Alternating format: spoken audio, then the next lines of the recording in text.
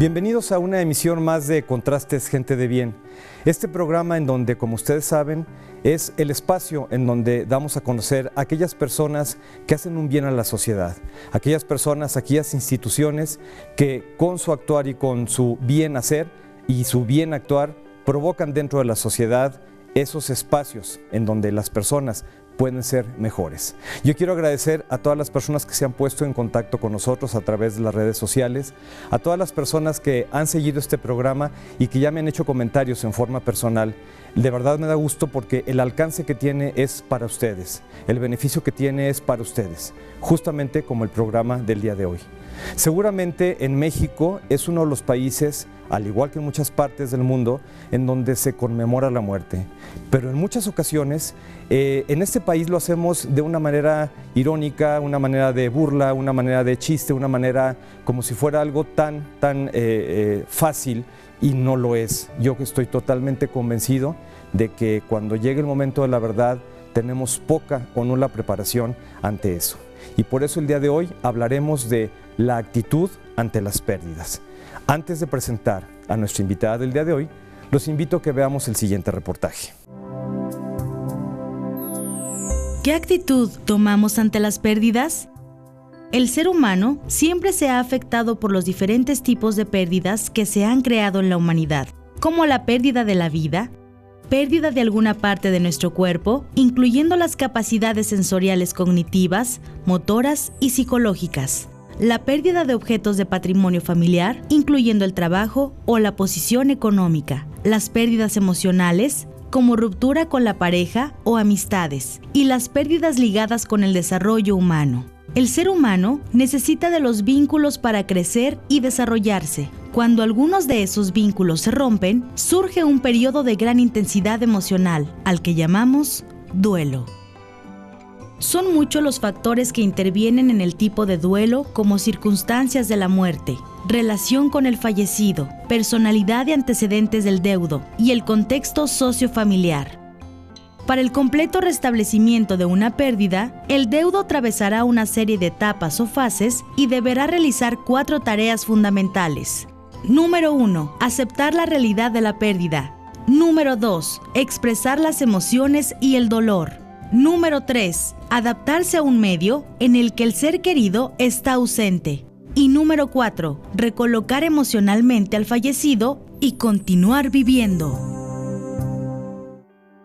Una vez visto el reportaje que acaba de pasar a través de sus pantallas de su canal 26, voy a presentar a nuestra invitada del día de hoy. Ella es una tanatóloga que ha dado diferentes talleres, diferentes conferencias, y por eso es que está con nosotros el día de hoy en este espacio de Gente de Bien que se llama Conversando con. Y es un placer recibir a Adriana de la Paz. Bienvenida, Adriana. Gracias, al programa Contrastes, Gente de Bien. Y bueno, pues la actitud ante las pérdidas es algo que tú abordas con mucha frecuencia en tus talleres. Yo quisiera que esto nos lo compartieras con el público que tan amablemente nos está viendo en este momento. Mira, yo quisiera empezar diciendo que antes de hablar de la actitud, hablemos de la realidad, que son las pérdidas. Hay una frase que me encanta que dice mi madre, que no hay corazón desocupado. Y es una realidad que en el transcurso de la vida todos vamos teniendo diferentes tipos de pérdida. La gente cree que cuando se habla de pérdida solo es hablar de muerte. Y en este conocimiento de la tanatología nos hemos dado a la tarea de ver como pérdidas otras muchas situaciones que también duelen y afectan y trastocan toda una realidad de la persona, de una comunidad, de una familia. Y hablo del divorcio, hablo de la discapacidad, hablo de una jubilación, hablo de una amputación, hablo de la gente que está en la cárcel, hablo de cuando la gente pierde la confianza en alguien, cuando alguien es traicionado. Parece que no, pero también son pérdidas y son situaciones que afectan a la persona. Y tú hablabas hace ratito de espacios. Y me parece importante que sigamos construyendo y tratando de crear espacios para las personas para hablar de este tema. Pareciera que si no hablamos del dolor, entonces no existe. Y no es así.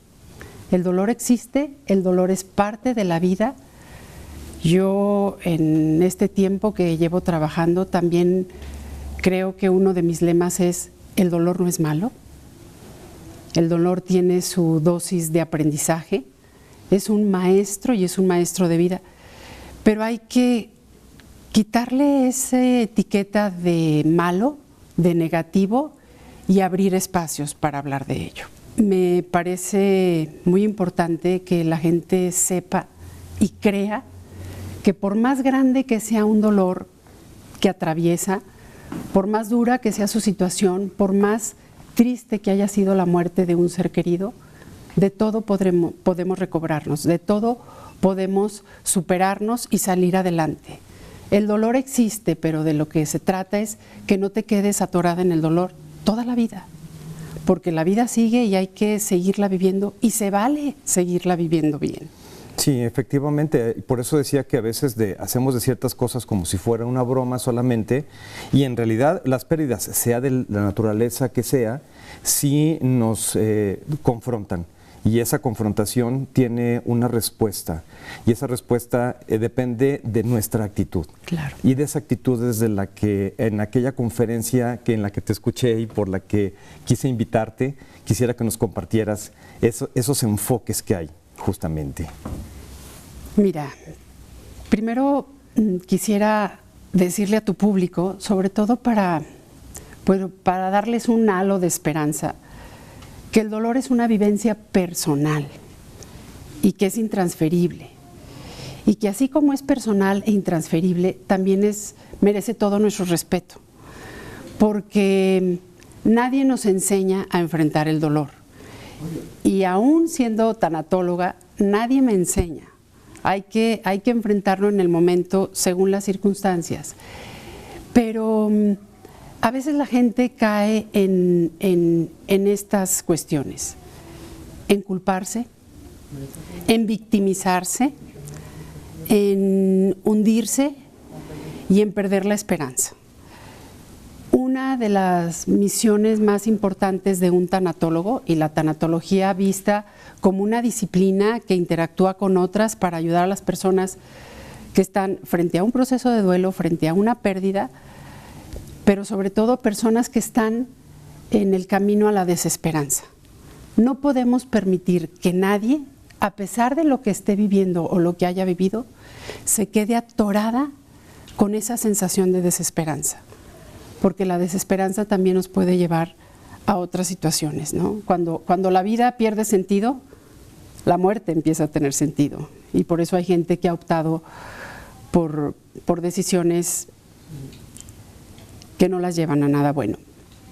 Pero estas actitudes de sentirte víctima, de creer que eres a la única que le pasa, o de creer que Dios y la vida se ensañó contigo, bloquean y estorban para que puedan tener un proceso de duelo, diría yo, sano y con una buena recuperación. Para no caer en eso, pues se necesitan varias cosas, ¿no? Tu aprendizaje anterior, la capacidad de recuperación, pero también influye mucho, y esto quisiera decírselo a tu público, influye mucho la gente que tienes alrededor. Siempre cuando alguien está en un proceso de duelo o ante una pérdida, necesita una red de apoyo. Y a veces esa red de apoyo se convierte en red de crítica, en red de juicio, en red de intolerancia, porque a veces nos estorba incluso cuando una persona está en duelo y queremos que rápido se quite el luto, que rápido vuelva a sus actividades, que rápido se vuelva a casar si quedó viuda. Y no, yo creo que también la actitud no solo la necesitamos de la persona que está viviendo el duelo, también necesitamos una buena actitud de esas personas que la rodean. Y eso es importantísimo para tener un duelo sano. Claro. Yo me acuerdo en aquella plática que nos diste que esto es un ciclo, y que en un primer ciclo hay un choque muy fuerte, y que se vale estar enojado, se vale estar en contra de ese dolor, ¿verdad? Y luego va caminando con otros pasos. Sí, yo le llamo proceso, pero eso es, al fin de cuentas es eso. Sí, aquí digamos que la tanatóloga más renombrada de nuestros tiempos es Kubler-Ross, pero Kubler hablaba de etapas muy precisas, y no te no podías pasar a la siguiente si no habías vivido la primera. Ajá. Y ella hablaba del enojo. Y me encuentro y veo, y también he experimentado que el enojo es parte de un proceso de duelo. Pero no necesariamente es al principio y hasta que te termines de enojar pasas a la siguiente. Porque hay gente que quizá al final de su proceso es cuando se enoja. Y cuando la gente llega a la consulta y le cuesta trabajo decir que está enojada, incluso le cuesta trabajo decir que está profundamente enojada con Dios, y le digo, ¿se vale? Mira, se relajan. Y dicen, ¿de verdad? Sí. Pero siempre les digo la segunda parte de la frase, pero no te quedes enojado toda la vida. No se vale que se quede uno enojado, triste, deprimido, solo, frustrado toda la vida. Toda la vida. Por eso es muy importante que seamos humildes y levantemos la mano y decir, sola no puedo, solo no, casi nadie puede solo vivir un duelo. Pero qué maravilla que haya una red de apoyo y que haya psicólogos y tanatólogos y gente de servicio social que quiera apoyar. Y después de esta primera etapa en donde hay ese enojo, ese rechazo, tú decías, hay que tener una contención, esa red. Y esa red de personas, ¿quiénes son los más allegados ante una pérdida? ¿Quiénes consideras que son clave para ayudar a una persona a que salga de eso? Mira, debería decir que la familia, pero muchas veces no es la familia, o no es la familia solamente.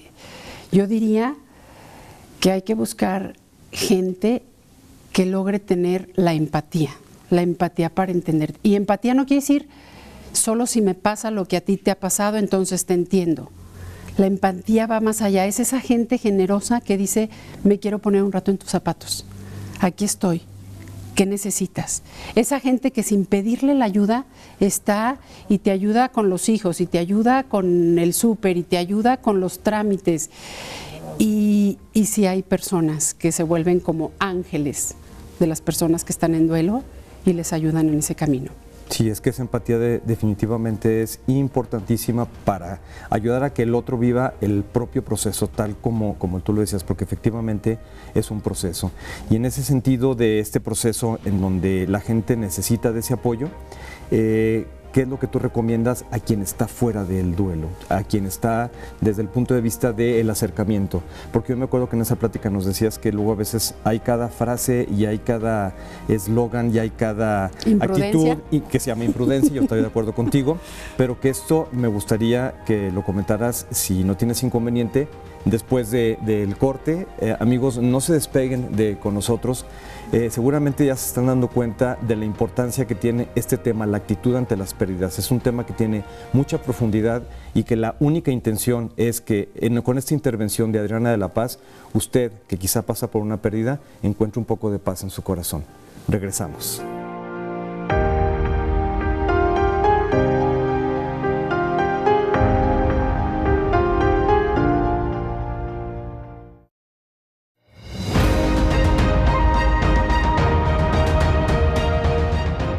Bueno, como ustedes recordarán, en la primera parte del programa, ya Adriana de la Paz amablemente nos comentaba algo de su visión de lo que es el afrontar las pérdidas. Y una de las cosas que decía es, se vale estar enojado con Dios. Y cuando yo hablo con el paciente o con la persona que acude conmigo, eso lo relaja y lo pone en un contexto diferente. Yo quisiera regresar con Adriana para preguntarle eso, esa parte, o sea, ¿se vale estar enojado con Dios y por qué se vale estar enojado con Dios? Mira, además de con Dios, perdón que también me amplíe, hay gente que se enoja con el doctor, hay gente que se enoja profundamente con la persona que muere porque siente el abandono. Claro. Hay gente que se enoja consigo mismo. Y entonces yo diría, aquí se vale enojar con quien tu enojo aflore primero, porque es una reacción. El enojo te está diciendo que hay algo más atrás. Y lo que hay atrás de un enojo es un profundo dolor. Y está bien. Si tú tapas, si tú frenas, si tú le impides que exprese ese enojo, pues ese enojo se lo va a tragar y se va a enfermar. Entonces, No le tengamos miedo al enojo y no le tengamos miedo a decir contra quién estoy enojado. Pero ese es el primer paso. En todo en la vida el primer paso es reconocer lo que te está sucediendo. Y una vez reconociendo que estás enojado, entonces podemos trabajar con esa emoción. Hay una frase que a mí me gusta mucho y tiene que ver con el enojo, porque cuando hay enojo tiene que haber otra parte, y la otra parte es el perdón. Y tendríamos que trabajar, y bueno, esto sería otro tema, hablar del perdón, obviamente, pero hay que perdonar al que se murió. Y yo les digo, es que hay que darle permiso al que se murió, que se muera. La muerte es parte de la vida. Lo que pasa es que ni nos han enseñado, ni nos han permitido verla desde esa forma, ¿no? O la vemos chusca, con la calavera, con el baile, con la risa, con la canción, o la vemos tan dramática que no la queremos ni voltear a ver. Sin embargo, está ahí, es una realidad. Y las personas se pueden morir. De hecho, todos vamos a morir. Claro. ¿Por qué no darle permiso que se muera? Así es. Por eso en un principio, perdón que te interrumpa, por eso decía que creo que, bueno, es una opinión personal, no estamos preparados o muy poco preparados para esta situación donde todo el mundo hemos pasado por pérdidas. Y yo me acuerdo de haberte escuchado también en esa conferencia hablar sobre dos términos, que es la resignación y la contraparte. ¿Quisieras platicarnos al respecto?